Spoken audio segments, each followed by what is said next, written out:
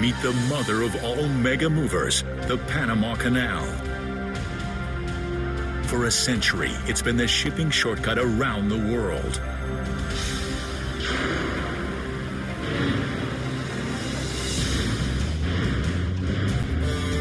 But now this 19th century marvel is struggling to keep up with 21st century demand. There are more ships than ever on the high seas, and if the canal can't push them through, they'll take their business somewhere else. It's a make or break moment for this mega mover, and it will take an army of men and machines for it to keep up with the competition.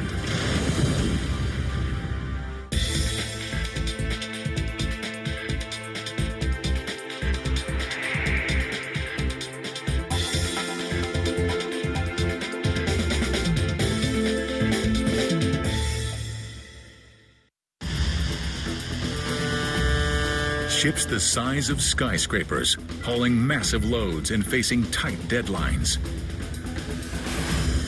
They're jam-packed in one of the world's busiest waterways, the Panama Canal. Nearly 200 million tons of goods, from food to electronics to fuel, cross this narrow waterway each year. Sliced through Central America, the canal links the Atlantic and Pacific Oceans. Instead of a 4-week trek around South America, vessels cut across in 10 hours. But that's not all. This engineering marvel does something unbelievable. It lifts ships 85 feet up and over a mountain range. The man-made passage is one massive mega mover, powered by an ingenious lock system and a team of mighty machines. Stretching 50 miles, it boosts ships nearly 8 stories and across an entire country. 2 lanes, each made up of 3 narrow lock chambers, lift or lower ships on each side. In between the locks, vessels must tackle sprawling Gatun Lake and the snake-like Gaylord Cut. But the canal is more than a shortcut. It's also a business. And these ships are the customers, paying up to $250,000 for one-day transit. But the aging canal is facing its biggest challenge in a century, keeping up with modern-day demand. The number of ships using it has skyrocketed from 1,000 a year in 1914 to 14,000 today. Delays and congestion are common, so more ships are turning to the canal's competitor, the Suez Canal in Egypt. The wider, deeper waterway can handle more traffic and bigger ships. If Panama wants to keep pace with its competitor, the canal must push through more ships than ever before. And 2 giant vessels are already speeding toward it from opposite directions. Both will push the canal's machines to their limit. The southbound container ship, the Medi Maersk, is heading from the U.S. East Coast to the Far East. And she's anxious to be on her way. Stretching nearly 1,000 feet long and 100 across, she's classified as a Panamax, the biggest ship the canal can handle.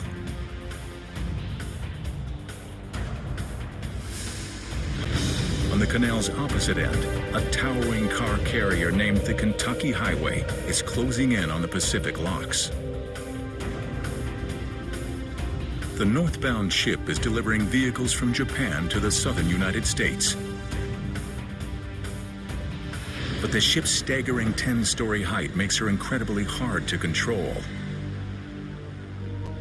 If she runs into trouble, the traffic could back up for miles.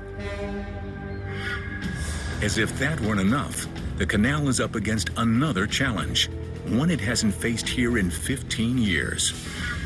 At sunset, crews must replace a 4-story, 400-ton gate at the Atlantic locks. This is a job for the floating crane Titan. But to install the gate, Titan will block the entire lane, cutting traffic flow in half.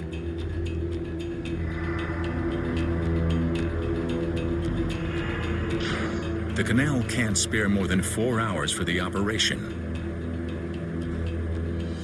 But crews can't turn their attention to the gate yet. The Medi Maersk is heading straight for them, barreling down on the Atlantic locks. With containers stacked 6 high and 13 wide, she weighs 56,000 tons. She's a backbreaker, even for the canal's champion powerlifter, the triple locks. Each of the 3 lock chambers stretches 1,000 feet, nearly long enough for the Eiffel Tower to lie flat. Some locks are so high, 6 tractor trailers could sit atop each other. And a single chamber can pack in nearly 3,000 school buses. When they were built, the locks were the world's largest, but today's vessels like the Medi stretch them to their limits. The container ship will have just 17 feet to spare on either end, and just 24 inches on the sides. It will be like squeezing a hippo into a bathtub. She can't do it alone. She would risk hitting the lock walls and crumpling her hull, or slamming into the gates, causing costly damage. The canal must call in a team of men and machines to position the Medi perfectly. 6 a.m., the canal's elite pilots take the helm. They must train for 8 years before navigating this tricky waterway. Welcome to the Panama Canal. Captain Eric Christensen has successfully steered this container ship 10,000 miles from Hong Kong. Chief mate. But even the most experienced captain must relinquish control here. Okay, Roger. The Medi is too big for just one pilot. She needs 3. Stationed on the wing, bridge, and bow, the pilots can't take their eyes off any part of her, even for a second. Raoul Foyer is the bow pilot. We're trying to drive steel ships into concrete boxes. Inherently, that's dangerous right there. Time to rein her in. 2 rowers attach the ship to the approach wall. The canal needs raw strength to pull the Medi in. Meet the mighty mules.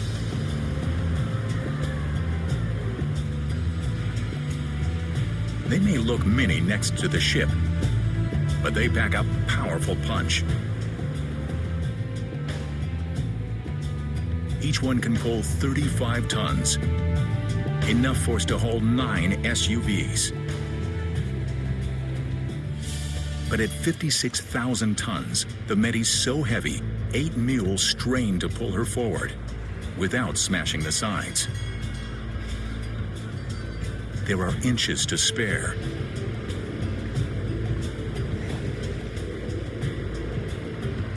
The bow pilot orders the mules to tighten or loosen their cables to control the ship's speed. So what I'm doing is basically playing with vectors, like in school, and so I'm, pulling, letting go a little bit on one side and pulling on the other side.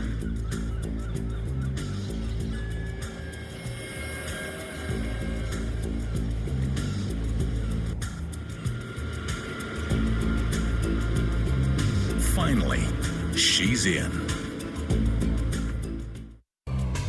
Time for the locks to show their strength. Down below, the lock floor erupts.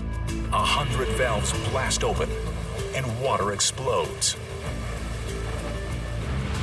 26 million gallons shoot from the upper lock to the lower one without pumps. Gravity creates this awesome force. Pretty amazing considering this system is 100 years old. one more boost, and the Medi clears the first hurdle. Her pilots can relax for now. But trouble looms 50 miles away. The canal is about to take on the northbound car carrier, the Kentucky Highway, a ship even trickier than the Medi Maersk. The canal's machines must perform perfectly, or they'll lose control of her. And this backed-up waterway can't afford any accidents. The Kentucky Highway speeds toward the Panama Canal's Pacific locks. She's set to enter early the next morning. Packed with pricey new automobiles, she paid canal authorities nearly $200,000 and is a top priority. Her crew is depending on canal pilots to keep their precious cargo safe. But the Kentucky Highway has just 72 hours to get these goods to the U.S. East Coast. Luckily, this car carrier is more than a mega ship. She's also a speed demon. Because her cargo is lightweight, she sits high in the water. That means less underwater resistance and a lot more speed. But being lightweight and tall creates two major flaws. With less ballast, she's difficult to control. Plus, in bad weather, she wobbles and could tip straight over. Before sunrise, the Kentucky Highway pulls toward the Pacific locks. This approach is as hard as landing a jet on an aircraft carrier. The canal's crews and mighty machines are prepped and ready.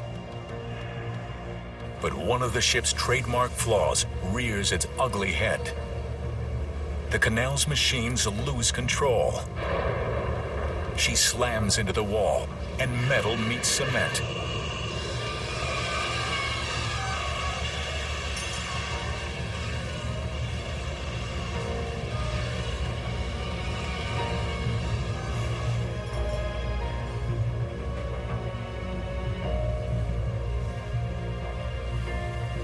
Fortunately, the ship is not seriously damaged. The pilots can't dwell on the collision. With ships lined up behind them, they must steer the Kentucky Highway through the narrow locks. The ship must pass through 3 locked chambers. The first is at sea level, but the canal's waters are 85 feet above sea level.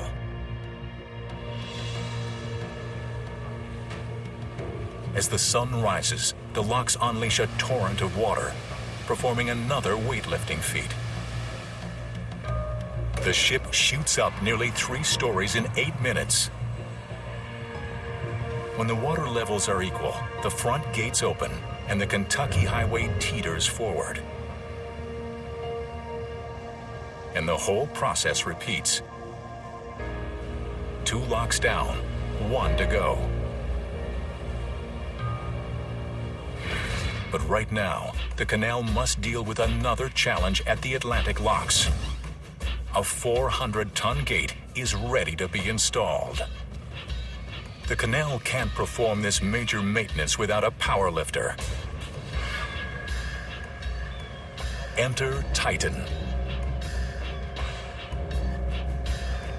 Standing 23 stories high, this floating crane is on a tight schedule. Gate installation used to take 10 hours. Tonight, Titan will attempt it in 4.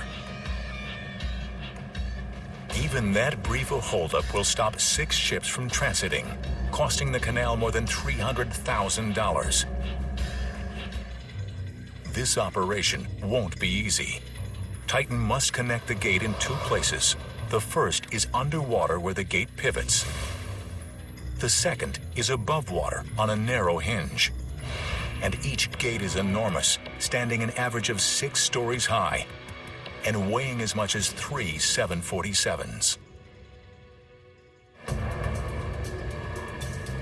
Before Titan gets moving above water, the canal's divers need to make sure everything's ready below the surface. The head diver takes the plunge. His sidekick, a motorized diving camera, is lowered in after him. With other divers watching from above, the head diver checks the lock wall. It must be in perfect condition for the gate to be watertight. Now, down to the very bottom to make sure the underwater pivot point called a pintle ball is clear. Rocks or debris could block installation. Everything is set. The divers are done for the day, but the motorized camera sticks around just in case. 50 miles away on the Pacific side of the canal, the Kentucky Highway is in the final lock chamber preparing to exit. But mules no longer control the ship, and in these narrow confines, the risk of collision is high.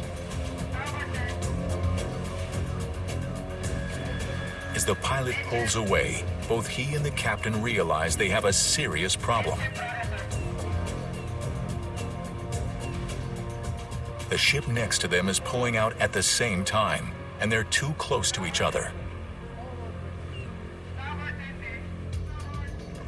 Now, suction pulls both of them backwards. If they collide, the Kentucky's hull could be sliced open, sinking the ship. What you can't see is that the ships are displacing enough water to fill 12 Olympic-sized swimming pools.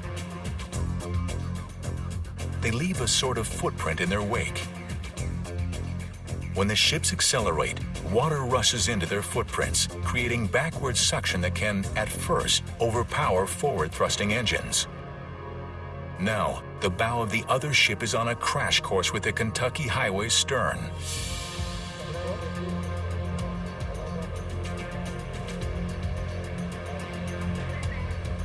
The Kentucky Highway is sandwiched between the approaching ship on one side and moored vessels on the other.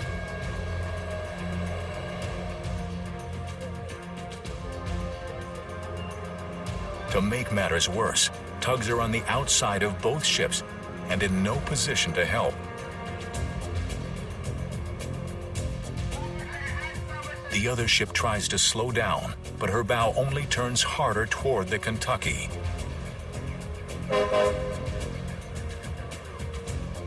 The Kentucky's pilot gives the order to thrust forward.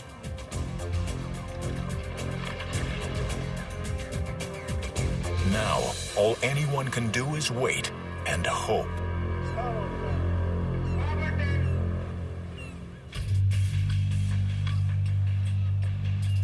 There is only one place in the entire Panama Canal where giant ships meet head-to-head: Gatun Lake. And the container ship, the Medi Maersk, has just entered it. This is the only stretch wide enough for two-way traffic. The lake is big, and canal workers can only maintain a safe depth in a small section of it.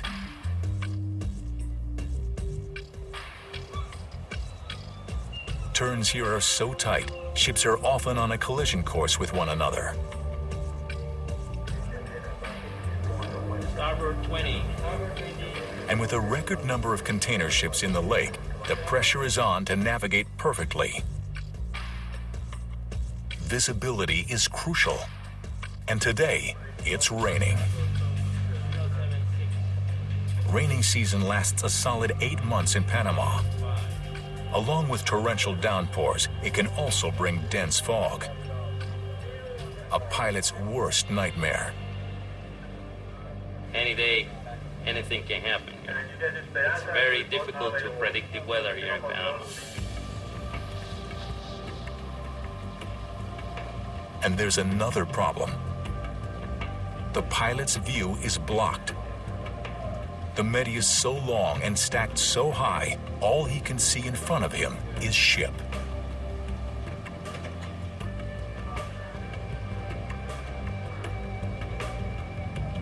pilot uses buoys in the lake to navigate. Usually, he can see 8 buoys. But because of the rain, he can only see 3. When we cannot see the buoys, then we are in trouble. You don't feel like you know where you are, even with the radar. It's kind of scary. So the Panama Canal has equipped their navigators with high-tech tools. Specialized laptops outfitted with GPS and maritime databases pinpoint the pilot's vessel and other ships in the canal.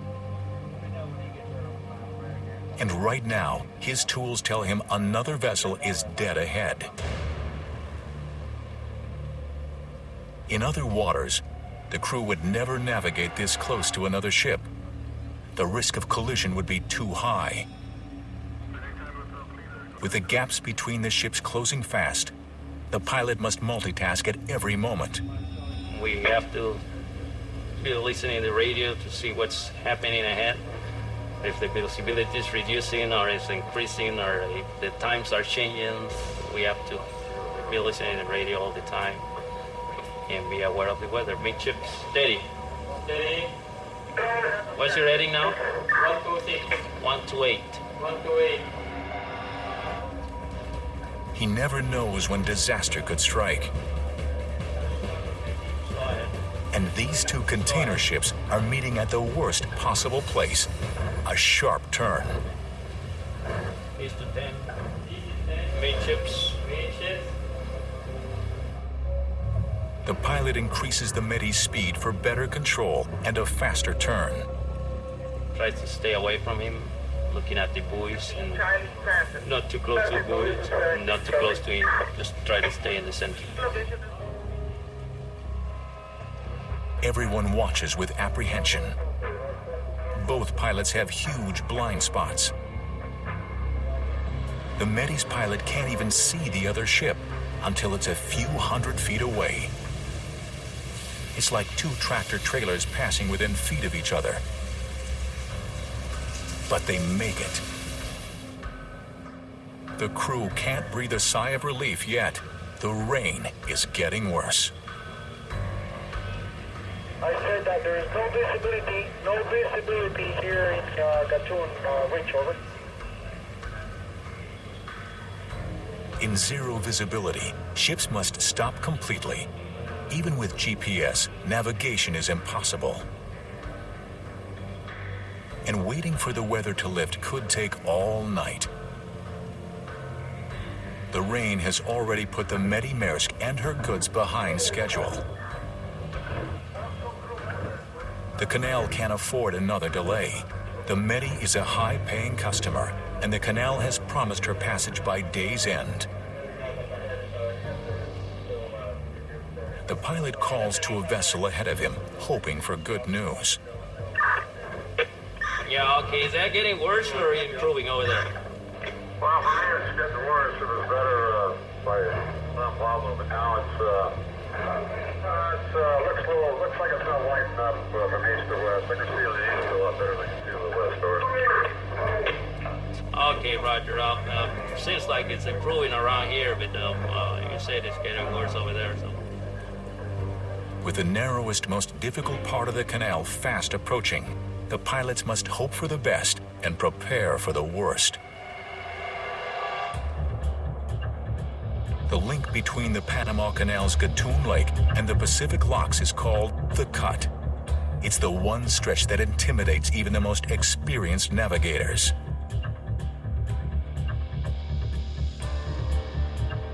This link is terrifyingly narrow, with sharp twists and turns.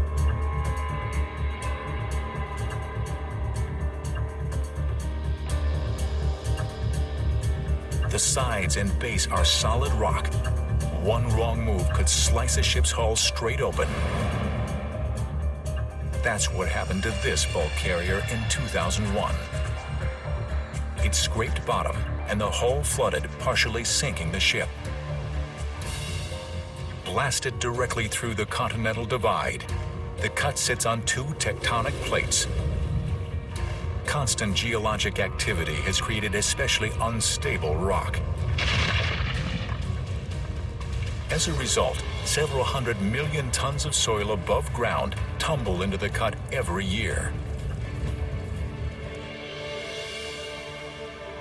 The only way to keep the passage clear is with the world's biggest underwater earth movers. Meet the demolition duo. Baru, one of the newest, most powerful drill barges on the planet. And the Christensen, the biggest dipper dredge boat in the world. Together, the canal's dredging team has moved more dirt than original crews did to build the entire canal.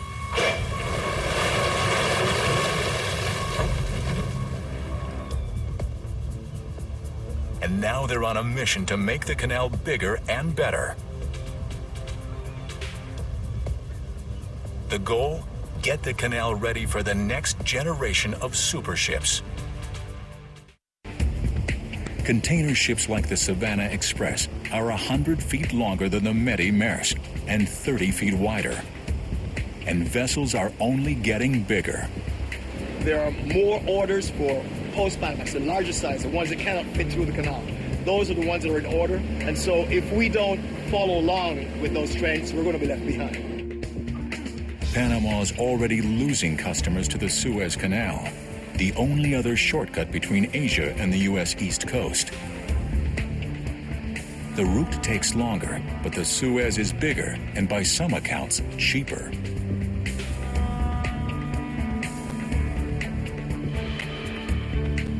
So the Panama Canal has unveiled its most ambitious plan since their waterway was built, a $5 billion expansion project.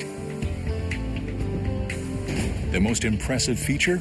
A third set of locks that would hold twice as much water and extend 400 feet longer. The expansion would double the canal's capacity.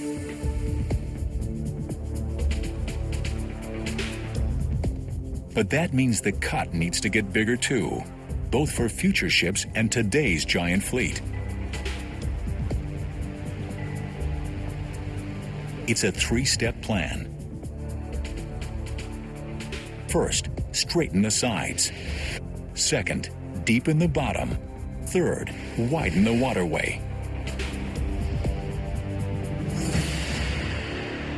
Straightening is no sweat. Land-based crews obliterate the cut's sides with explosives.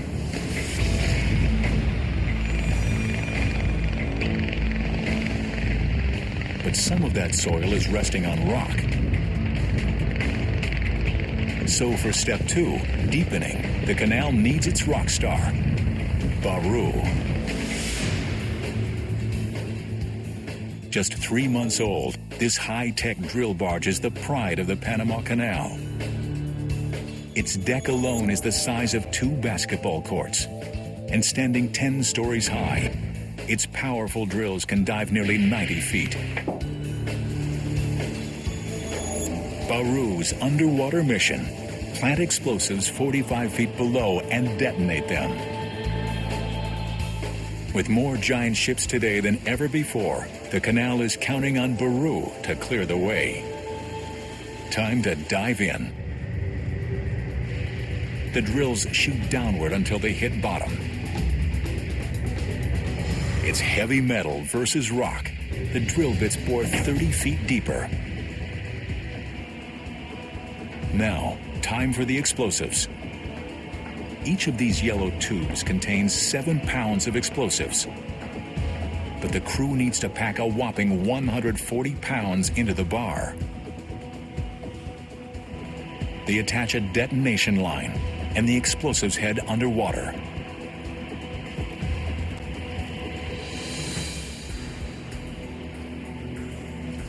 A styrofoam block marks each explosive hole.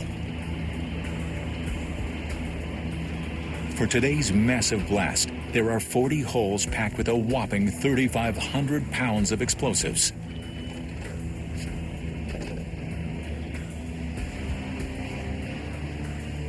Time to get out of the way. The Baru and everyone else above water have 5 minutes to steer clear. They must squeeze the blast in between transiting ships. If a boat is within 2,000 feet, it could be hit by flying rock. 3, 2, 1.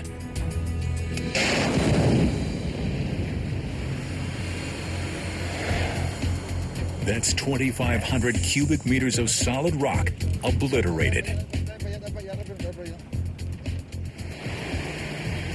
Now for step 3, widening. The canal calls in Baru's partner, the Christensen. Weighing in at a whopping 4,200 tons, this dinosaur-like machine is the world's biggest dipper dredge. Her crowning feature, a massive head that can lift the weight of 8 school buses. She works 24/7 deepening the cut, continuing a century's worth of dredging.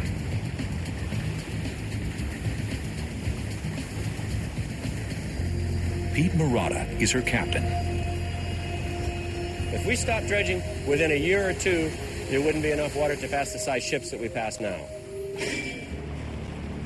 The soil and silt are no problem for the Christensen's giant mouth, but there are some things even she can't swallow. Often, the Baru's blasts create boulders that won't fit through the Christensen's mouth. Left alone, the boulder could tilt in the churning waters of the cut and gash a ship's hull. The crew has to blow it up, something they tend to enjoy.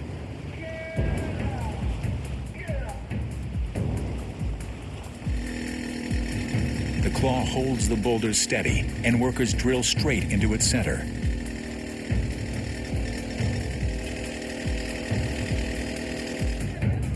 The foreman carefully inserts 3 packets of explosives and gingerly pushes them in. The boulder is lowered just below the water's surface. And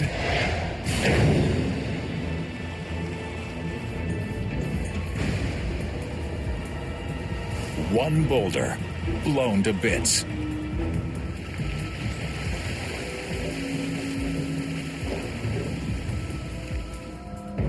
The cut is ready for the Kentucky Highway. But back at the Pacific Locks, the Kentucky Highway isn't ready for the cut.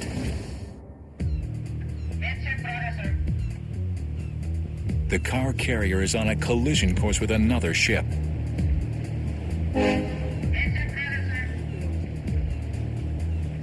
The Kentucky's pilot fights to pull her forward and radios the other vessel's pilot.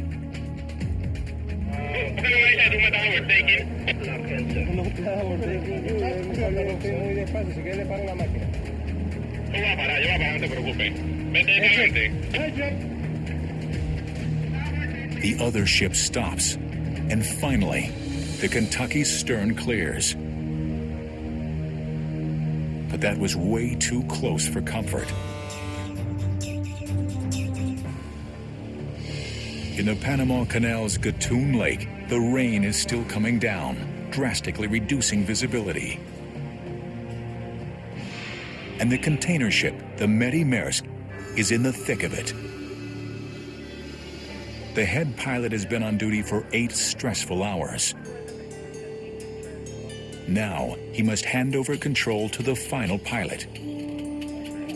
GPS shows the Medi must cross paths with one more container ship before entering the cut.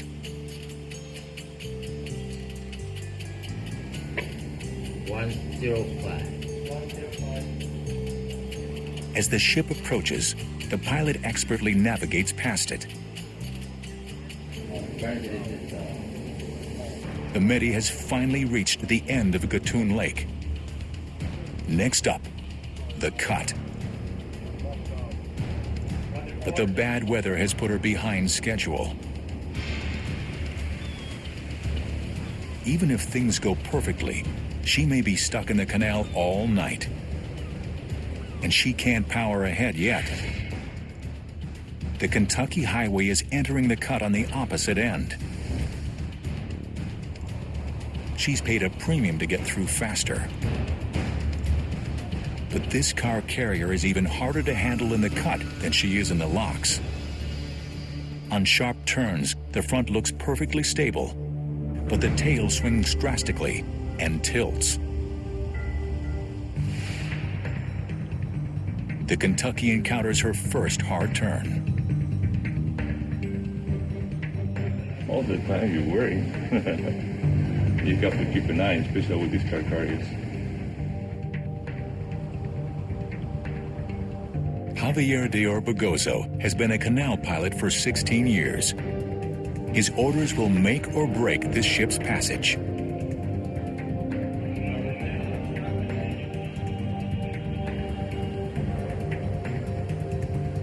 The ship is leaning hard behind the bridge, but the pilot doesn't look back. He must concentrate on the route ahead and rely on instinct to steer the stern. The Kentucky Highway clears the first turn, and 3 more. At the end of the cut, one final test, squeezing past the demolition duo just 150 feet away. She sails safely past. This is where the cut ends and the lake begins. But half of the canal still lies ahead of this ship, and daylight is fading fast.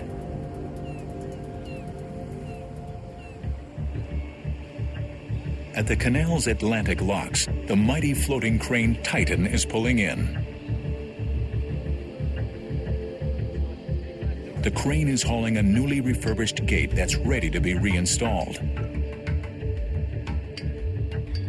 And Titan's crew is up against the gun. The canal needs them to clear the lane by midnight to avoid any further costly traffic backups. But the crew can't rush. Every step requires precision. One mistake, and the gate could break during a ship's transit, bringing traffic to a standstill. Time for step 1. Sink the gate.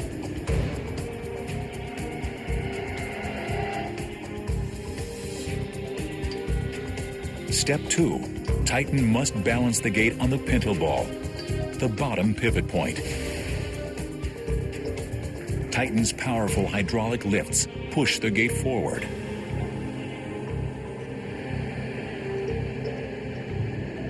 The foreman could use underwater cameras to ensure the gate is in place. But his gut tells him Titan got it on the first try. They move on to step 3, sliding the gate into the top joint. Okay. Bien, ahí, pues. Okay. The crane must get the gate perfectly level for it to fit properly. The margin of error is 5/1000ths of an inch.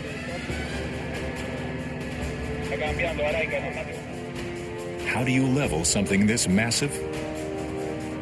The crew has tried GPS, lasers, and other state-of-the-art toys. The most reliable tool? Believe it or not, a $2 level. The foreman checks, and the gate looks good. He calls on Titan to move the gate in.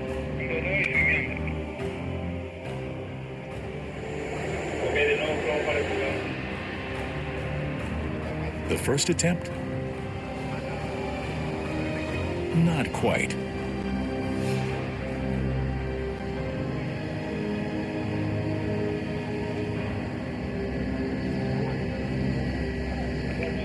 But the foreman thinks Titan can jostle it into place and tries again.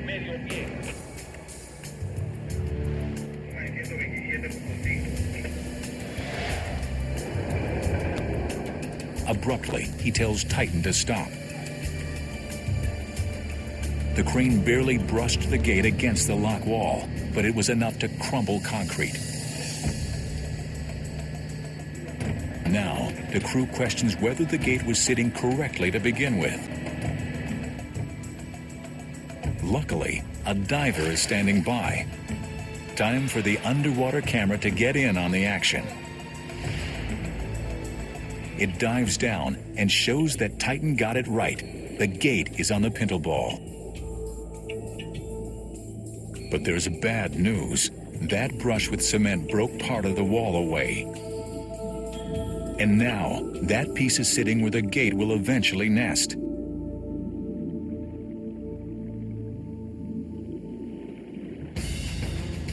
The foreman can't worry about that now. He must focus on attaching the joint.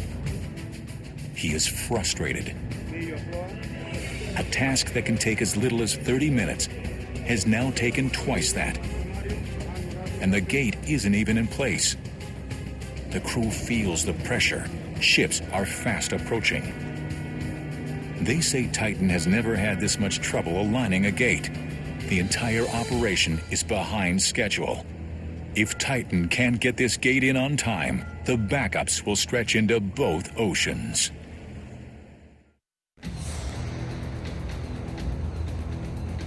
In the Panama Canal's infamous Gaylord Cut, the Medi Maersk gets a pleasant surprise. The rain has finally stopped. But rough weather has put this container ship behind schedule. And the pilot can't floor it. The only safe speed here is an agonizing 9 miles an hour. He takes turns cautiously, mindful of the rocky bottom that could gash the ship's hull. But the demolition duo did their job well. The Medi proceeds without a single scrape. The Centennial Bridge means one thing: the Medi Maersk has made it through the cut.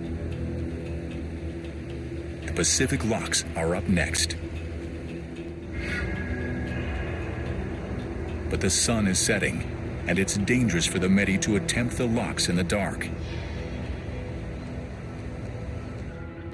Canal authorities decide they must push the ship through. Ports around the world are relying on her.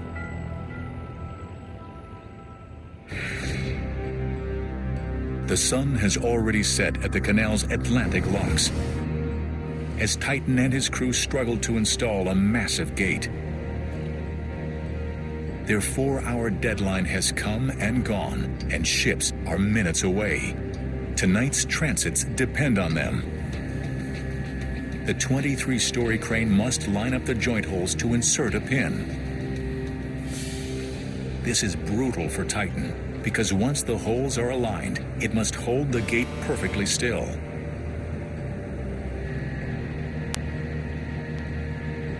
A little wiggling,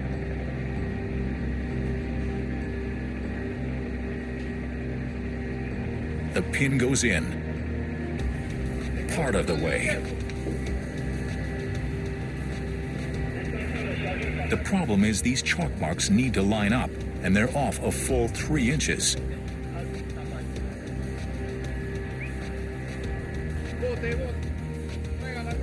Now, the workers must rotate a 500-pound pin. It's one challenging leg press. But it works. The pin goes in. Crews attach a hydraulic jack to open and close the gate. Then welders go to work.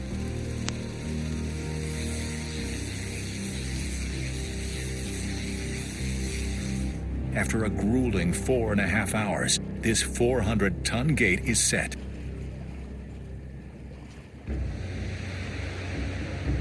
Time to see if it can stand on its own. Titan's claw releases. And success. The gate is secure. But the million-dollar question, does it work? Absolutely.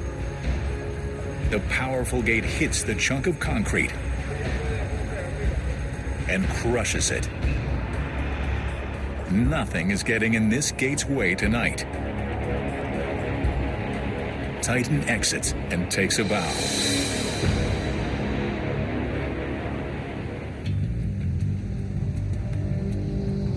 The Kentucky Highway pulls into the Atlantic locks without a scratch.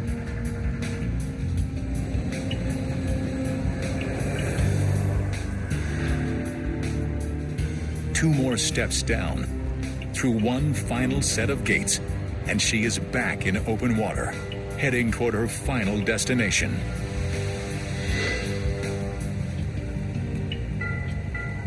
The canal saved her 4 weeks at sea.